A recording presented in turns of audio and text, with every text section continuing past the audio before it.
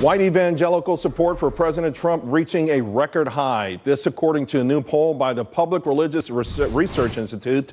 75% of white evangelical respondents in the poll say they view President Trump favorably, while just 22% say they see him unfavorably. This level of support is far above the general population, where President Trump's favorability point is 42% in the same poll. Here now to discuss, Bob Vander Plaats, the family leader, CEO, and Fox News radio host, Todd Starnes. Bob, let me start with you.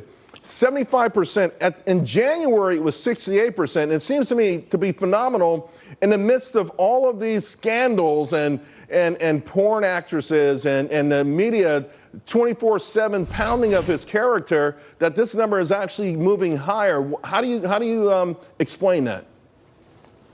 Well, I think what the evangelicals are doing, the ones that were polled and surveyed, is they're looking at results. There's a lot of good things happening for the people of faith in America today. Whether it be this president taking a stand for religious liberty, or whether it be ISIS on the run, or whether it be him and the vice president speaking at Sanctity of Human Life events, or even the economy, the uptick, being able to provide for the families. They're seeing a lot of good things, a lot of good results that this president has done. And I think they're able to separate, what are the real results and yet what are the allegations. That doesn't mean they dismiss the allegations, but right now they're seeing what are real results, and that's what they're going to with the polls right now. Todd, in the midst of all the speculation of a so-called blue wave, I think a lot of people underestimate the core Trump support and how it actually seems to be galvanizing around the president, not moving away from him. Well, Charles, I think there's something to that. As a matter of fact, I think they're still stunned because evangelical Christians are the ones who spoke up and went to go vote for Donald Trump back when he was running in the presidential election, that so-called silent majority. Look, Bob has a point here. The president is delivering. He is delivering on the Supreme Court. He's delivering on the lower courts. And again, I think people in America understand this one concept, that President Trump is going to fight for people of faith.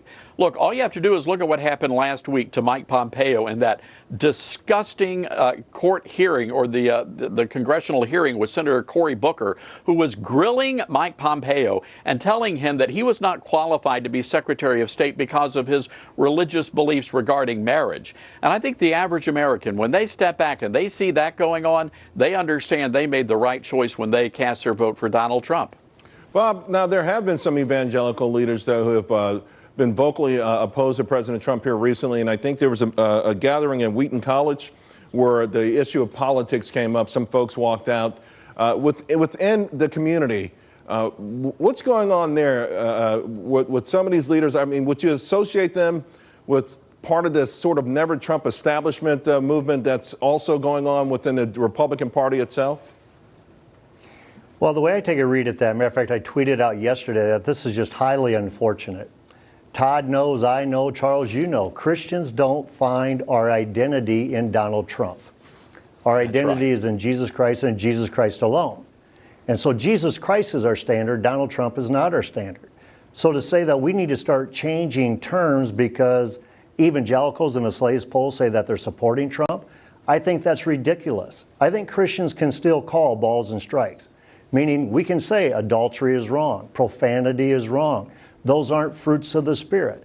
But we still can pray and cheer on a president as well when you're delivering, like Todd said, in the Supreme Court and the lower courts, when you're delivering for sanctity of human life or religious liberty, things that really matter to the people of faith. We can walk and chew gum at the same time, and I think that's the standard we should try to apply. Todd, President Trump is delivering. Will these voters deliver for him, and will they deliver for his party in the midterms? Well, delivering for the party is another question.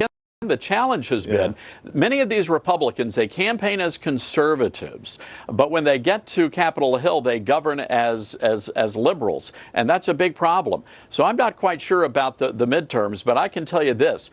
Evangelical Christians are going to stand with this president so long as he continues to deliver on those promises. Gentlemen, thank you both very much. It's always a pleasure to see and speak with both of you. Appreciate it.